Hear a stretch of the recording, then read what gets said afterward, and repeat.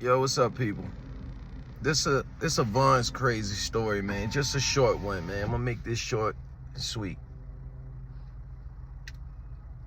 All right, so this was during the time where I was just losing family members back to back to back to back. It was my pops, then it was my uncle, then it was my nephew, then it was my granddad.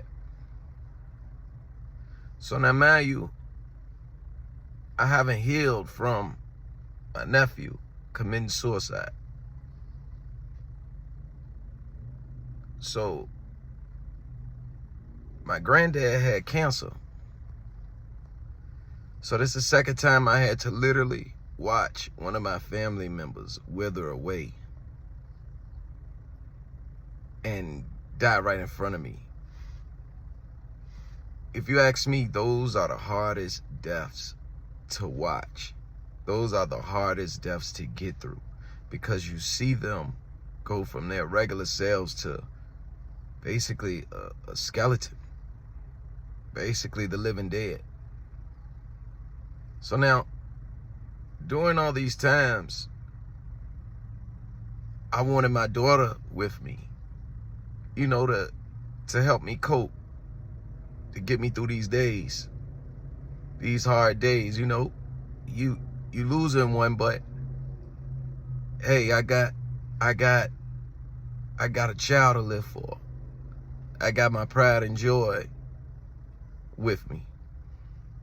So now, through all of those deaths,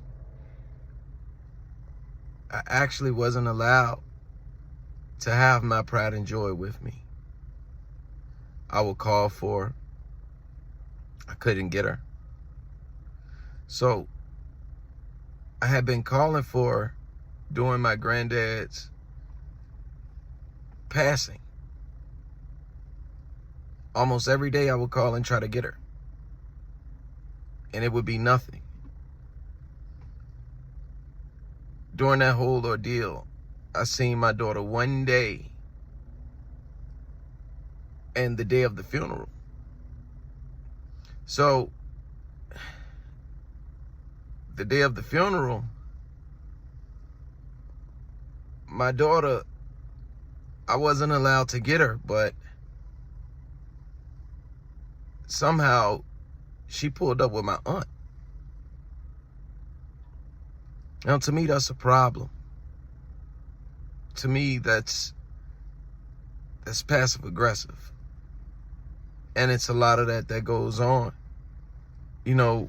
when you're not with the mother of your child or the father of your child. So I miss my daughter so much, because even before that, I wasn't seeing her. So I miss my daughter so much that, I wanted to keep her. She was supposed to stay at my mother's house. That was the word. But I said, no, I want her to go with me. So when it got time for me to go home, my daughter got out the car with me. And that was met with a lot of aggression. So I pretty much ignored that. So no lie, within 20 to 30 minutes, I hear the police at my door.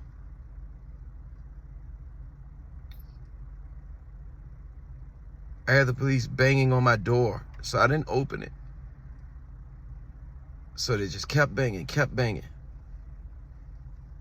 So literally, they stayed at the door for 30 minutes banging. I finally opened the door. They said they're doing a wellness check for my daughter. Now, anybody knows me, they know that my daughter's my pride and joy. I don't play by her. They know when she's with me, she's in great hands. So why is the police at my door for a wellness check? So I'm telling them, no, she's not coming out. No. This is a civil matter. Take it to court. And I learned this by dealing with it and going through it over the years, that the police cannot get in a civil matter. Because when I used to show up on my days demanding my daughter, that would be what they would tell me. They can't make either party give the child up. But for some reason, every time I had the child, they will make it seem like I have to give her up. But when it comes to the female, they don't do that. They just tell me, well, go talk to the judge. So my daughter's literally standing at the door with me. So they say, hey, could she give her a hug? I'm like, I don't care. Me being nice. What do y'all think happened next? She goes to give her a hug. And she grabs her and runs off with her. And the police follow. And the police follow. So now my thing is, how did they even know where I was or where my daughter was? How did they know that? So that's just like one of many stories, man, that I've went through when it comes to being a father. Now, this is not to disrespect anybody. It's not. I want to use my voice to help people. So the message in this is, no matter what, no matter who don't like it, no matter what relationship that you may mess up, or who tells you you should do this, shouldn't do that, that's your child. To all the fathers, that's your child. Because trust me, they would do the same for theirs. And if they wouldn't, they're less of a man, they're less of a father.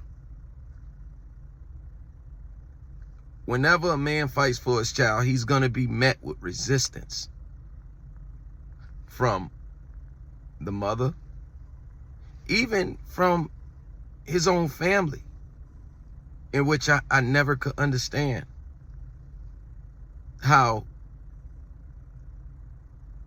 a lot of my family members didn't have my back when it came to that situation. And that's because women are bred to be emotional. Women are 9 times out of 10 gonna side with other women, especially if they were in a bad space with the father of their child. It's gonna take them back to their situation and what they went through with the father of their child. They're not gonna think with logic. So even though I had court order days, all of that stuff, it didn't matter to a lot of the women. It didn't matter. It was just leave it alone. And for somebody to tell you to just leave it alone, get them away from you. Please get them away from you. Those are not your friend. Those ain't your kin. Those ain't your people. Because to basically tell you to desert your child and leave it alone, Those are some sick people. So to all the fathers out here, even the mothers, understand that one day your child is going to suffer from not having that other parent. That child is going to suffer for all the things that you've done to keep them away from that parent. So to all the fathers, fight for your child, man. Go to court. Go to court. Fight for your days. I know there was times where I just didn't feel like even dealing with it. I didn't even feel like dealing with it because I knew it was affecting my life. And it even was affecting my child's life. I'm glad those days are behind me. I am. You know, but I just wanted to share that story, man. Because no matter what I was going through, no matter how much I was hurting, I wasn't allowed to grieve with the one person that I brought into this world. So that's a Vonne's crazy story.